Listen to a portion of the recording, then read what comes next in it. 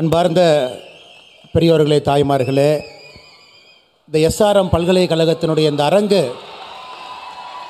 எப்பொழுது நிரம்பி வழிந்தாலும் கூட மேடையிலிருந்து பார்க்கும் பொழுது ஒரு பெரிய மகிழ்ச்சி ஏற்படும். எந்த ஒரு கல்லூரி வளாகத்திலும் கூட இவ்வளவு பெரிய அரங்கை நான் பார்த்தது கிடையாது. அதுவும் மாணவ செல்வங்கள் 3500க்கும் மேற்பட்ட இருக்கைகள் அமர்ந்து ஒரே எண்ணத்தோடு மேடையில் நடக்கக்கூடிய நிகழ்வுக்கு தங்களுடைய ஆதரவை தெரிவிப்பது ஒரு சாதாரண நிகழ்வு அல்ல.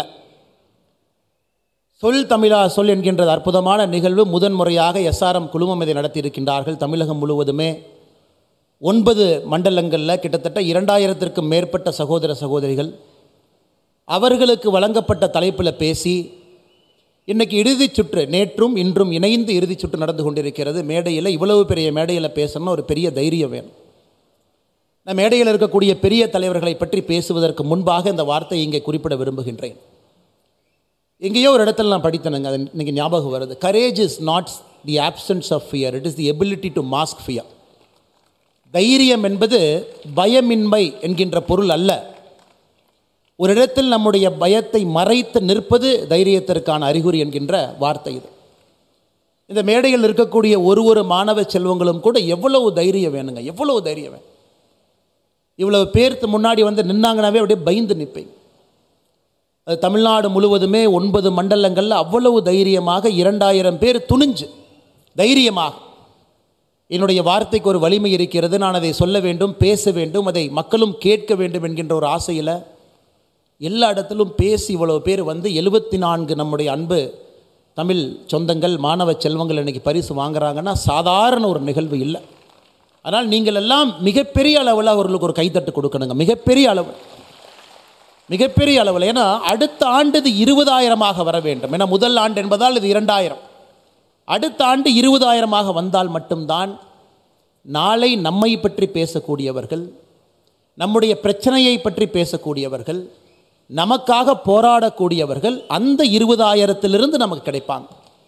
இந்த 2000 மாணவ செல்வங்களுக்கும் இந்த நேரத்தில் என்னுடைய தனிப்பட்ட முறையில் நன்றியை தெரிவித்து, அடுத்த ஆண்டு ஐயா அவர்கள் நடத்தக்கூடிய அந்த சொல் தமிழா சொல் என்பது 20,000 அது மாற வேண்டும் என்கின்ற ஒரு வாக்குறுதியும் இங்கு இருக்கக்கூடிய மாணவ செல்வங்கள் நீங்கள் ஐயா அவர்களுக்கு இந்த நேரத்தில் அளிக்க வேண்டும் என்று பணிவன்போடு தெரிவித்துக் கொள்கின்றேன். மதிப்பு மிகுந்த டாக்டர் ஐயா பாரிவேந்தர் அவர்கள் சாதாரண ஒரு மனிதர் அல்லங்க. 86 அகவையில் இங்கு அமர்ந்திருக்கின்றார். 86 அகவை.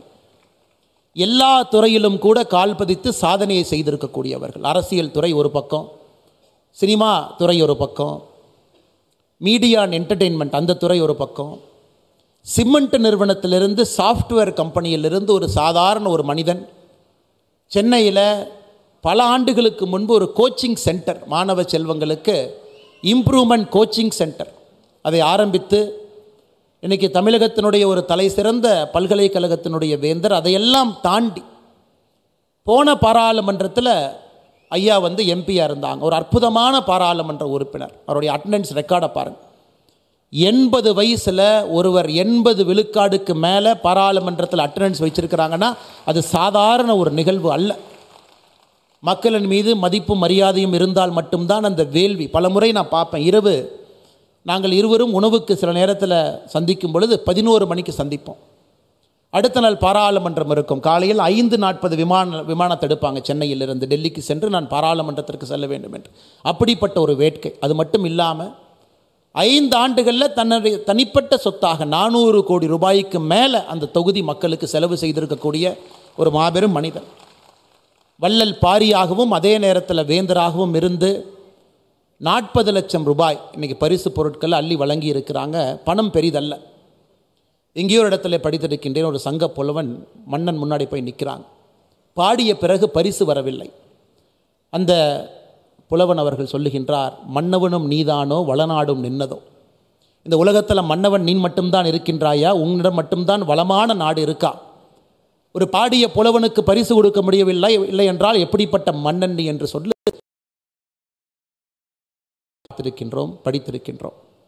ஆனால் இன்று பாடியவர்களுக்கெல்லாம் பேசியவர்களுக்கெல்லாம் ஒரு பொருளை கொடுத்து அவர்களை மகிழ்ச்சியாக அனுப்ப வேண்டும்.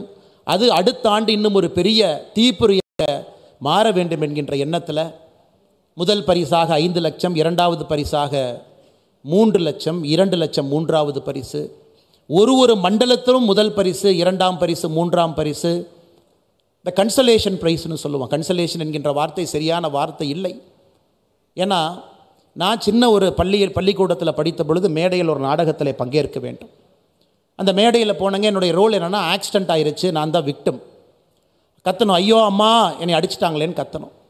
மேடையில் போட்டோடனே ஸ்டேஜ் ஃபியர், எல்லாம் ஒரு 100 பேர் உட்காந்துருக்குறாங்க, என்ன பண்ணுறதுன்னு தெரியாமல் அப்படியே உட்காந்துருந்தேன், அப்படியே நின்றுருந்தேன். வெளியே வந்துட்டேன், ட்ரெஸ் எல்லாம் கழட்டியாச்சு, ஸ்கூல் ட்ரெஸ்ஸை போட்டேன், அந்த மேக்கப் ட்ரெஸ்ஸில் இருந்து. முதல் பரிசு வாங்கியவர் அன்பு தம்பி அண்ணாமலை. நாங்கள் என்னடா அது நமக்கு முதல் பரிசு கொடுக்குறாங்களே, நம்ம தான் எதுவுமே பண்ணலேன்னு செத்த போன மாதிரி அசையாமல் அங்கேயே நின்னார் தம்பி, அதுக்காக பரிசு. ஏன்னா நிறையா நேரம் பார்க்குறவங்களுக்கு நம்ம என்ன ரோல் பண்ணுறோம்னே தெரியாது. என்னுடைய ரோல் அங்கே கத்தி கூச்சலிட வேண்டும். ஆனால் அங்கே போய் என்னால் கத்தி கூச்சலிட முடியாமல் செத்துப்போன பிணத்தை போல் அப்படியே நின்று கொண்டிருந்தேன், பேச முடியாமல். அந்த ஸ்டேஜ் ஃபியர். ஆனால் பரிசு கொடுத்தார்கள். காரணம், இந்த பையன் ரோலை நல்லா பண்ணியிருக்கான். காரணம், இந்த பையனிடம் எதிர்பார்க்கப்பட்ட ரோலே செத்துப்போன பிணத்தை மாதிரி நடிக்கணுமாட்டிருக்கு. அப்படி அதுபோல தான் பரிசு வாங்கியவர்களும் பரிசு வாங்காதவர்களும். 2000 பேர்த்தில் 74 பேர் பரிசு வாங்கியிருந்தாலும் நல்லவர்கள் சில பேர் வாங்காமல் இருந்திருப்பார்கள். இந்த மேடையின் மீது நின்றிருக்கின்றார்கள், தைரியமாக பேசியிருக்கின்றார்கள். பரிசு பெரிதல்ல, பொருள் பெரிதல்ல, பணம் பெரிதல்ல, அந்த துணிவு பெரிது. இந்த மேடைக்கு நீங்கள் கொடுத்த மரியாதை பெரிது, அன்னை தமிழுக்கு நீங்கள் கொடுத்த அந்த மரியாதை பெரிது. அதற்காக இந்த 2000 பேரும், குறிப்பாக இந்த 74 பேரும் பங்கேற்ற எல்லோருக்கும், வென்றவர்களுக்கும் பங்கேற்றவர்களுக்கும் இந்த நேரத்தில் மறுபடியும் என்னுடைய மகிழ்ச்சியை தெரிவித்துக் கொள்கின்றேன். அண்ணன் சீமான் அவர்களை பற்றி நான் என்ன பேசுறதுங்க? ஒரு அரசியல் தலைவர், ஒரு அரசியல் கட்சியினுடைய தலைமை ஒருங்கிணைப்பாளர் என்று சொல்வதை விட ஒரு போர்க்களத்தில் நிற்கக்கூடிய தளபதியாகத்தான் என்றும் நான் அண்ணன் சீமான் அவர்களை பார்த்து கொண்டிருக்கின்றேன். காரணம், அவருடைய கொள்கை, அந்த கொள்கையிலே அவர் எடுத்திருக்கக்கூடிய உறுதி பூண்ட ஒரு நிலைப்பாடு. அதற்காக எதை இழந்தாலும் பரவாயில்லை என்று தைரியமாக அந்த போர்க்களத்திலே போராடக்கூடிய மாண்பு, இது அண்ணன் சீமான் அவர்களை தமிழக அரசியலில் ஒரு தனிப்பெரும் தலைவராக உயர்த்தி நின்று கொண்டிருக்கின்றார்கள் என்று. எனக்கும் சீமான் அண்ணனுக்கும் பெரிய வித்தியாசம் இல்லைங்க. நான் தேசியத்தில் தமிழை பார்க்குறேன், அண்ணன் தமிழில் தேசியத்தை பார்க்குறாரு, அவ்வளோதாங்க வித்தியாசம். இருவருக்கும் ஒரு பெரிய வித்தியாசம் இல்லை. இருந்தும் எப்பொழுதும் அண்ணன் சீமான் அவர்களுக்காக தொடர்ந்து ஆதரவாக நான் குரல் கொடுத்து கொண்டிருப்பதற்கான காரணம், இன்றைக்கி அரசியல் களத்தில் பார்த்திங்கன்னா அந்த நேர்மையும் நெஞ்சுறுதியும் குறைந்திருக்கிறது. அது இருக்கக்கூடிய ஒரு மனிதனாக தொடர்ந்து நிற்கக்கூடிய அண்ணன் சீமான் அவர்கள் இந்த நிகழ்ச்சியில் நாங்கள் இருவரும் பங்கேற்கக்கூடிய முதல் மேடையாக இது இருக்குது. அண்ணன் அவர்களுக்கும் இந்த நேரத்தில் என்னுடைய நெஞ்சார்ந்த வாழ்த்துக்களை தெரிவித்துக் கொள்கின்றேன். அருமை சொந்தங்களே, தமிழ் பேராயம் ஒரு சாதாரண ஒரு நிகழ்வு இல்லைங்க. இதற்கு முன்பு இதே இடத்துல சிறுகதைகள், பெரும் கதைகள் எல்லாரையும் தொகுத்து வழங்கக்கூடிய மனிதர்களுக்கு ஒரு பெரிய விழாவை இங்கே நடத்தியிருந்தார்கள். அந்த நிகழ்வை முன்னிருந்து நடத்திய ஐயா கரு நாகராசன் அவர்கள் குறிப்பாக ஒரு science and technology university, SRM பொறுத்த வரைக்கும் பார்த்தீங்கன்னா it's a science and technology university. ஆனால் தமிழ் பல்கலைக்கழகங்களே செய்யாத ஒரு வேலையை எஸ்ஆர்எம் பல்கலைக்கழகம் செய்து கொண்டிருக்கிறது. சாதாரண நிகழ்வில்லை.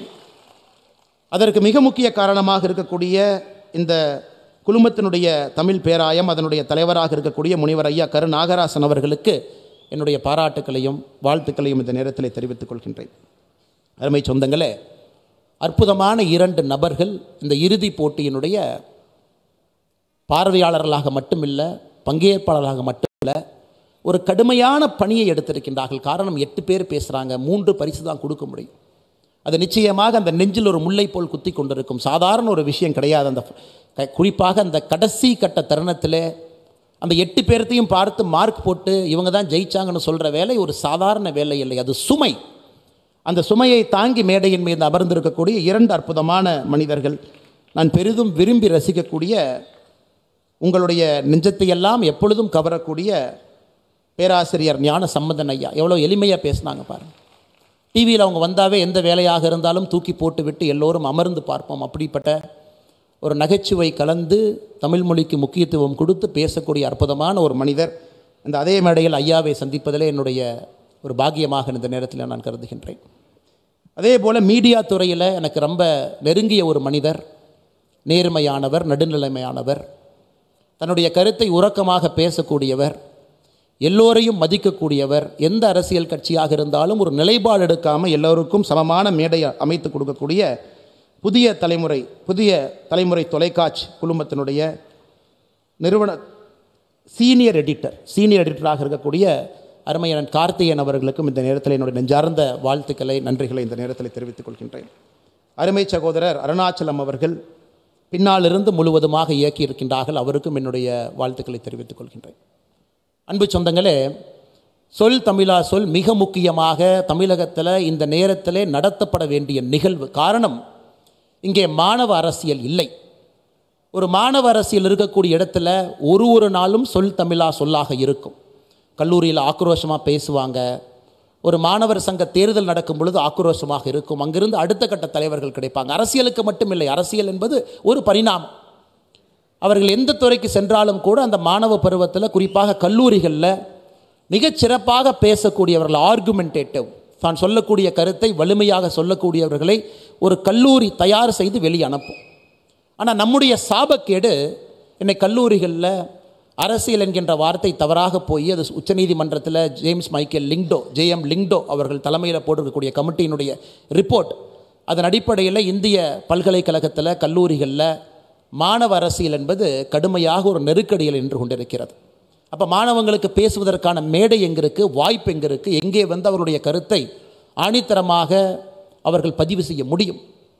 இன்றைக்கு ஒரு பெரிய மாமன்றத்தை நம்முடைய SRM குழுமம் உங்களுக்காக ஏற்படுத்தி இருக்கின்றார்கள். இந்த சொல் தமிழா சொல் என்பது எல்லாத்தையும் தாண்டி தமிழகத்தினுடைய அரசியலாக இருக்கட்டும், தமிழகத்தினுடைய அடுத்த கட்ட தலைவர்களாக இருக்கட்டும், பேச்சாளராக இருக்கட்டும், எல்லோரையும் அடையாளம் காட்டக்கூடிய மேடையாக மாறி இருக்கிறது. இது முதல் ஆண்டு. இப்படிப்பட்ட ஒரு முயற்சி எடுத்திருக்கின்றார்கள். நிச்சயமாக வருகின்ற காலத்தில் இது இன்னும் பெரிய ஆலமரமாக வரணும். அந்த 2000 என்பது 20,000 வரணும். சுருக்கமாக சில பேர் பேசினாங்க, சில இடத்துல பெருசாக பேசினாங்க. பேச்சை பொறுத்தவரை எப்பொழுதும் நான் அடிக்கடி சொல்லுவது, நான் கற்றிருப்பது, நான் படித்திருப்பது, ஈத்தோஸ், பேத்தோஸ், லோகோஸ் என்கின்ற 3 வார்த்தையை நம்ம சொல்லுவோம். இது கிரீக்கு நாடுகளிலிருந்து வரக்கூடிய ஒரு பேச்சு எப்படி இருக்க வேண்டும் என்பதற்கான அடிப்படை இலக்கணம். ஈத்தோஸ் என்கின்ற வார்த்தை என்ன சொல்லுது? யார் பேசுகிறாங்க, அது ஈத்தோஸ் என்கின்ற வார்த்தைக்கான அர்த்தம். அப்போ அண்ணன் சீமான் அவர்கள் பேசுகிறாரா, இல்லை ஒரு மருத்துவர் பேசுகிறாரா, இல்லை ஒரு விஞ்ஞானி பேசுகிறாரா, யார் பேசுகிறாங்க, யார் பேசுகிறாங்க என்பதற்காகவே அந்த பேச்சுக்கு ஒரு சிறப்பு இருக்கும். ஈத்தோஸ். அடுத்து பேத்தோஸ் என்று சொல்லுகின்றோம். அது எந்த அளவுக்கு ஆணித்தரமாக எமோஷ்னலாக பேசுகிறாங்க, அந்த பேச்சாளரோடு நாம் கலந்திருக்கின்றோமா, அந்த பேச்சோடு நயத்தோடு நாம் ஒன்று இருக்கின்றோமா, எமோஷ்னல் அப்பீல் என்று சொல்லுகின்றோம். லோகோஸ் என்கின்ற வார்த்தைக்கான அடிப்படை தத்துவம் லாஜிக். அந்த பேச்சில் உணர்ச்சி மட்டுமல்ல, அந்த பேச்சில் ஒரு அடிப்படை தன்மை, நண்பகத்தன்மை இருக்கா அப்படி. ஒரு பேச்சில் இருக்கக்கூடிய 3 விஷயங்களை the speech of a grammar என்று சொல்லுகின்றோம். Ethos, pathos and logos. இது போன்ற மேடைகளில் உங்களுக்கு வெறும் 4 நிமிடங்கள் 5 நிமிடங்கள் மட்டும் கிடைக்கும் பொழுது உங்களுடைய மூளை மிக வேகமாக வேலை செய்யும். அந்த தலைப்பை எடுக்கணும், எங்கேயோ படித்ததெல்லாம் தலைப்புக்கு கரெக்ட் பண்ணணும், அதை ப்ரெசன்ட் பண்ணணும், அதை நீங்கள் டிஃபெண்ட் பண்ணணும். அதனால்தான் எப்பொழுதுமே இந்த சிறிய பேச்சுக்களை பொறுத்தவரை ஒரு மனிதனை முழுமையாக அது சோதனை செய்யும். பெரிய பேச்சுக்களாக இருந்தால் நீங்கள் எங்கெங்கேயோ போகலாம், டெல்லி போகலாம், கல்கட்டா போகலாம், சுற்றி வரலாம், ஃபைனலாக அந்த இடத்துக்கு வந்துடலாம். ஆனால் அந்த சிறிய பேச்சுக்கள் 5 நிமிடம் 6 நிமிடத்தில் பேசுங்கன்னு சொல்லும் பொழுது ஒரு பேச்சாளனுடைய முழுமையான தன்மை வெளியே வந்துடும். அப்ரஹாம் லிங்கன் எத்தனையோ பேச்சுக்கள் பேசியிருந்தாலும் கூட அவருடைய பேச்சுக்களில் மிகச்சிறந்தது, அமெரிக்காவை புரட்டி போட்டது 1863 கெட்டிஸ்பர்க் என்கின்ற இடத்தில் அவர் கொடுத்த பேச்சு, கெட்டிஸ்பர்க் அட்ரஸ். எல்லாரும் நினைப்பாங்க, அப்ரஹாம் லிங்கனுடைய கெட்டிஸ்பர்க் ஸ்பீச் என்பது பெருசாக இருக்கும் அப்படின்னு.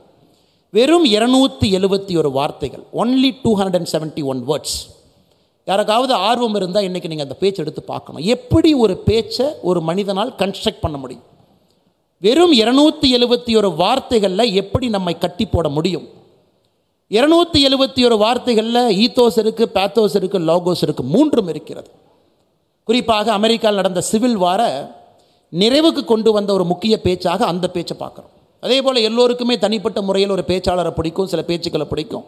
சில பேருக்கு அரசியல் பேச்சுக்கள் பிடிக்கும், சில பேர்த்துக்கு ஆன்மீகம் பிடிக்கும், சில பேர்த்துக்கு அறிவியல் பிடிக்கும். எது இருந்தாலும் கூட ஒரு மனிதன் நல்ல பேச்சாளராக இருக்கும் பொழுது தன்னை நன்றாக அறிந்து கொள்ளுகின்றான், தன்னை நன்றாக வெளிப்படுத்தி கொள்ளுகின்றான், சமுதாயத்தினுடைய பிரச்சனையை உள்வாங்கி அதற்கான பரிகாரத்தை நல்ல பேச்சால் தேட முடிகிறது. அதனால தான் அன்பு சொந்தங்களே, இந்த பேச்சுங்கிறது அரசியல் மேடையில் அண்ணன் சீமான் அவர்களை போல பேசணும், அது ஒரு பக்கம்.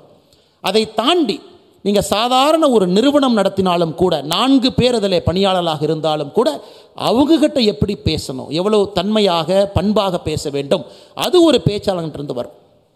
ஒரு பெரிய நிறுவனத்தில் நீங்கள் இருக்கிறீங்க, இன்றைக்கி ஹார்வர்ட் பல்கலைக்கழகம் சொல்லுது, ஒரு கம்பெனியினுடைய நிறுவனராக உயர் பொறுப்பில் நீங்கள் இருக்கிறீங்கன்னா 70% இஸ் யுவர் சோஷியல் ஸ்கில்ஸ், வெறும் 30% மட்டும்தான் டெக்னிக்கல் ஸ்கில்ஸ்.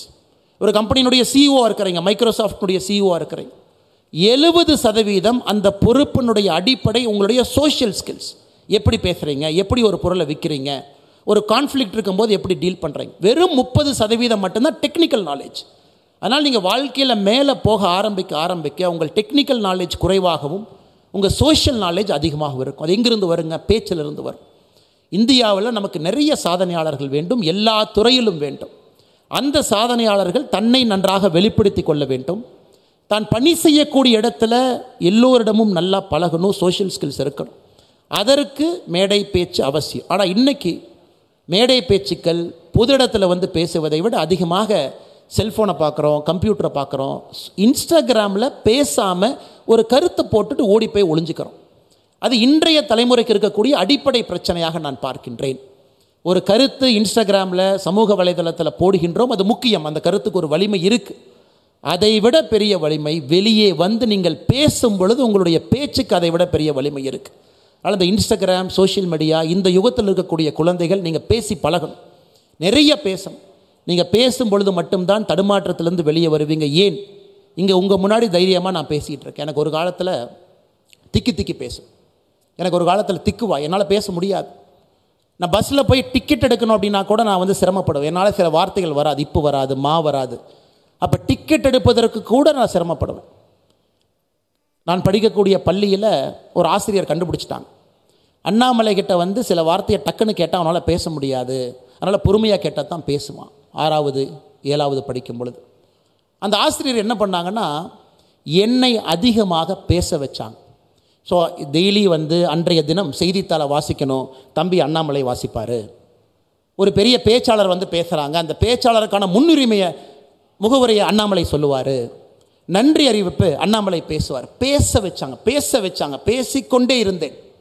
முதல்ல பயமாக இருக்கும், பேச்சு வராது, ஏளனமாக பார்ப்பார்கள், கை தட்டுவார்கள், எனக்கே ரொம்ப தர்ம சங்கடமாக இருக்கும். ஆனாலும் அந்த ஆசிரியர் தொடர்ந்து என்னை ஒரு மேடையிலும் ஏற்றி என்னை பேச வைத்த பிறகு ரொம்ப நாளைக்கு அப்புறம் தான் எனக்கு தெரிஞ்சிச்சு, யாருக்காவது திக்குவாய் இருக்குன்னா அது ஃபிசிக்கல் கிடையாது, அது மென்டல், மனதில் எங்கேயோ ஒளிந்திருக்கக்கூடிய ஒரு பிரச்சனையால் மட்டும்தான் சில வார்த்தைகள் வராது. ஆனால் நீங்கள் எங்கிருந்தாலும் எப்படிப்பட்ட மனிதர்களாக இருந்தாலும் பேசுங்கள், பேசிக்கொண்டே இருங்கள். நீங்கள் யார் என்பதை வெளிப்படுத்தி கொண்டே இருங்கள். இந்த உலகத்தை வசப்படுத்துங்கள். வருகின்ற நாட்கள் வசந்த காலமாக இருக்கட்டும். இன்றைக்கி நிறைய அரசியல் தலைப்புகள் இருந்துச்சு. அதில் என்னுடைய கருத்தையும் இந்த நேரத்தில் நான் பதிவு செய்ய விரும்புகின்றேன். ஒரே நாடு ஒரே தேர்தல் வேண்டுமா வேண்டாமா? அற்புதமாக பேசினாங்க. வேண்டும்னு ஒருத்தர் பேசினாங்க, வேண்டான்னு பேசினாங்க. வெறும் 39 பாராளுமன்ற உறுப்பினர்கள் இருக்கக்கூடிய நம்முடைய தாய் தமிழ்நாட்டிலிருந்து 543 பாராளுமன்ற உறுப்பினர்கள் அமரக்கூடிய பாராளுமன்றத்தில் வருங்காலத்தில் ஒரு தமிழ்வன் பிரதமராக வர முடியுமா பேசினாங்க. 2 பேரும் சரியாக பேசினாங்க. முடியும் என்று பேசினாங்க, முடியாதுன்னு பேசினாங்க. என்னை பொறுத்தவரை இரண்டையும் சுருக்கி ஒரே வார்த்தையிலே பதிவு செய்ய விரும்புகின்றேன். அரசியல் எப்போ நல்லா இருக்கும், அரசியல் எப்போ ஆளுமை மிகுந்த மனிதர்கள் நாட்டை திருத்துவார்கள் என்றால், தேசிய கட்சிகள் தேசிய பிரச்சனைகளை முதன்மையாகவும் மாநில நலனை முக்கியமாகவும் வைக்கும் பொழுது, அதே போல் மாநில கட்சிகள் மாநில பிரச்சனைகளை முதன்மையாகவும் தேசிய பிரச்சனையை முக்கியமாக வைக்கும் பொழுது மட்டும்தான் இந்திய அரசியல் மாறும். நான் சொன்னதை மறுபடியும் திரும்ப சொல்கிறேன். தேசிய கட்சிகள் தேசிய பிரச்சனைகளை முதன்மையாகவும் மாநிலத்தினுடைய பிரச்சனைகளை முக்கியமாகவும், அதே போல் மாநில கட்சிகள் மாநிலத்தினுடைய பிரச்சனையை முதன்மையாகவும் தேசியத்தில் இருக்கக்கூடிய பிரச்சனைகளை முதலாகவும் வைக்கும் பொழுது அரசியல் மாறும். ஆனால் இன்றைக்கி பார்த்திங்கன்னா ஒரு இக்கட்டான சூழலில் நம்முடைய அரசியல் இருக்குது. பிராந்திய கட்சிகள் எக்ஸ்ட்ரீமான ஒரு பொசிஷன் எடுக்கிறாங்க. அது கைத்தட்டுவதற்கும் கேட்பதற்கும் பேசுவதற்கும் நன்றாக இருக்கும். நேற்று ஒரு சகோதரர் பேசும்பொழுது ஒரு விஷயத்தை சொன்னாங்க. பிரதமர் அவர்கள் வரும்பொழுது முதல்வருக்கே அனுமதி இல்லை. எப்படி நம்ம அரசியல் இருக்குன்னு பாருங்கள். பிரதமரை அழைப்பதே முதல்வர் தான். பிரதமரை வர சொல்ல வேண்டிய பொறுப்பே முதல்வருக்கு தான் இருக்குது. பிரதமர் வரும்பொழுது முதல் ஆளாக இருந்து பிரதமரை வரவேற்க வேண்டிய கடமையும் உரிமையும் மாநிலத்தினுடைய முதலமைச்சருக்கு இருக்கு. ஆனால் நேற்று ஏதோ ஒரு காரணத்திற்காக மாநிலத்தினுடைய முதலமைச்சர் வரவில்லை. நான் இந்த மேடையில் அரசியல் பேசவில்லை என்றாலும் கூட, பிராந்திய கட்சிகள் ஒரு எக்ஸ்ட்ரீமுக்கு போகும் பொழுது, அதே போல் தேசிய கட்சிகள் ஒரு எக்ஸ்ட்ரீமுக்கு போகும் பொழுது அரசியல் கெட்டு போயிடுது. மக்கள் மிடில் மாட்டிக்கிட்டு முழிக்கிறாங்க, ரெண்டு பக்கம் பார்க்குறாங்க. அதனால் எல்லா கட்சிகளுக்கும் இந்த அடிப்படை வேலை இருக்கிறது. இருவரும் சென்டர் பாயிண்ட்டை நோக்கி வரணும். மாநிலத்தினுடைய நலனும் முக்கியமாக முதன்மையாக இருக்க வேண்டும், தேசத்தினுடைய நலனும் முக்கியமாக முதன்மையாக இருக்க வேண்டும். அது வர வேண்டும்னா நீங்கள் வரணும், இளைஞர்கள் வரணும், பேசணும், உள்ளே வரணும், ஆதிக்கத்தை செலுத்தணும். நிச்சயமாக வருகின்ற காலத்தில் நீங்கள் அதை செய்வீர்கள் என்கின்ற முழு நம்பிக்கை இருக்குது. மறுபடியும் மேடையில் இருக்கக்கூடிய எல்லா ஆன்றோர்கள், அறிஞர்கள், சான்றோர்கள் எல்லோருக்கும் என்னுடைய நல்வாழ்த்துக்களை தெரிவித்து, நானும் அண்ணன் சீமான் அவர்களும் ஒரே மேடையில் இருக்கிறனால நிச்சயமாக அது கான்ட்ரோவர்சியல் ஆகும். காரணம் என்னென்னா, என்ன பேசுனீங்க, நேற்று யாரை பார்த்தீங்க, இன்றைக்கி யாரை பார்த்தீங்க, இது என்னை பொறுத்தவரை இதையெல்லாம் தாண்டி நாம் அரசியலை பார்க்க வேண்டும்.